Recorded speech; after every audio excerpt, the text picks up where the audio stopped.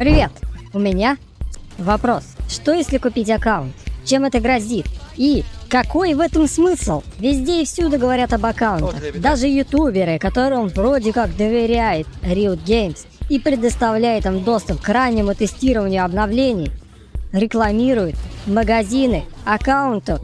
Не буду говорить, у кого я это видел, но вот скрин. В этом видео ты узнаешь виды аккаунтов и откуда они берутся. Что если все-таки ты купил аккаунт? И какие от этого последствия? И самое главное, как уберечь аккаунт? Погнали! Виды аккаунтов в продаже. Буду переходить от самых безобидных до обидных. Есть три основных вида. Автореги, реальные аккаунты и аккаунты, которые используют кардеры. Кто такие кардеры, это потом. Начнем с авторегов. Автореги это их в основном используют читеры. Когда один аккаунт взломали, они просто берут другой и дальше играют с читами. Падлы. Разбирать мы эти автореги не будем. Дальше. Аккаунты реальных людей. Они разделяются на два подвида. Продажа владельцам и угнанный аккаунт. Продажа владельцам разделяется еще на два подвида. Это реальный чувак, которому просто надоело играть. Он там покупал скины, он там покупал ВП и просто решил продать ак. Он отдаст его вместе с почтой, по сути безопасно, но все равно не стоит. Почему? Потом. И мамкин олигарх. И мамкин олигарх. Сначала продаст тебе аккаунт, даст немного побаловаться, но потом, спустя какое-то время, он напишет заявление и просто вернет себе аккаунт. А как отличить кидал-то от честного продавца? А вот никак. Никак ты не определишь. Дальше. Угнанный аккаунт, который в свою очередь тоже есть двух подтипов. Угнанный с почтой и угнанный без почты. Аккаунты, которые угнаны без почты, владелец может вернуть вообще спустя час, спустя два, смотря когда он обнаружит свою пропажу. А аккаунты с почтой продаются чуть дороже, но один пик, он же угнан, и его тоже вернут.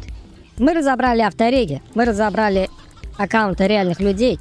И третий вид, который самый опасный, это аккаунты от кардеров. Это по сути купленный авторег, на который сливаются бабки с краденой карты. Кардеры на то и называются кардерами, они используют чужие карты. Тут опасность в чем? Если ты купил такой аккаунт, и карта используется из твоей же страны, то тебя вычислят. Ты от этого никуда не денешься, тебя в любом случае вычислят. Тут ничего вообще сложного нет. Просто этот аккаунт выглядит очень красиво. Там есть скины, там есть ВП, тебе отдают его с почтой, и выглядит все абсолютно так же, как от продажи реальным чуваком, которому надоело играть. Ну ты понял. Теперь вопрос, что если ты его купил? У меня есть свидетель по данному делу. Алло. Привет, Валентин Лермонтов. Расскажите, что у вас произошло. Я купил аккаунт на стороннем сайте, и у меня его забрали. Все, спасибо, до свидания. А как его забрали? Чтобы вернуть аккаунт, есть два способа. Простой и сложный. Простой – это когда есть доступ к почте, который на данный момент активно на аккаунте. Там без проблем с сбросом пароля ты создаешь новый и заходишь. Все. Сложный способ – это возврат через заявление. Это тогда, когда у владельца нет доступа ни к почте, ни к аккаунту. А какие данные для возврата аккаунта, спросишь ты? Объясню чуть позже, когда буду говорить о защите твоего аккаунта. Но в любом случае, ведь получается, владелец вернет себе аккаунт, а твои потраченные 1000 рублей исчезнут куда-то в небытие. А еще что хуже, если ты покупал еще на этом аккаунте сам БП или ВП и все вот это. А теперь о самом главном. Как сохранить аккаунт. Первое, самое простое, но и одновременно самое мощное средство защиты.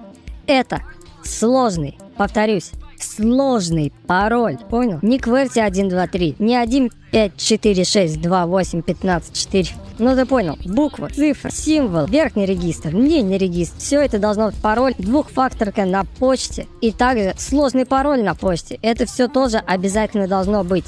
Защитись. Но что делать, если все-таки угнали почту, а с ней и аккаунт? Какие данные нужны, чтобы восстановить его? Там список вообще огромнейший, я просто сейчас перечислю самые важные. Имя аккаунта. Все электронные почты, которые используются на этом аккаунте. Никнейм, регион регистрации, дата регистрации, номера транзакции покупки ВП, они хранятся в почте. На что были потрачены ВП? Первый раз, самое важное, запомни или вспомни, что вот это. на что ты потратил, когда самый первый раз купил ВП. Ты по-любому это помнишь. Первые цифры платежных карт, с которых ты покупал ВП. Там, кстати, и PayPal подходит, там немного другие критерии. Но, если помнишь, какого агента активировал самого первым и получил его. И дата последнего входа в аккаунт. Это прям самые важные пункты, с помощью которых ты в любом случае вернешь аккаунт. Но, уточню, если на твоем маке использовалась всего одна почта, поменяй почту несколько раз. Надо, чтобы было как минимум, 2-3 почты. Если у тебя взломают почту и на аккаунте больше никакая не была, ты не восстановишь аккаунт. Можно восстановить аккаунт, когда у тебя есть доступ хотя бы к одной почте, которая была прикреплена к аккаунту. Как сложно все это сказал. И все это может знать только самый настоящий владелец аккаунта, и поэтому он его вернет. Теперь понятно, почему надо быть полнейшим дебилом, чтобы купить аккаунт. Но все же лох не мамонт, лох не выберет, аккаунты покупать продолжит, а ты защити свой ак, предохраняясь. Всем пока.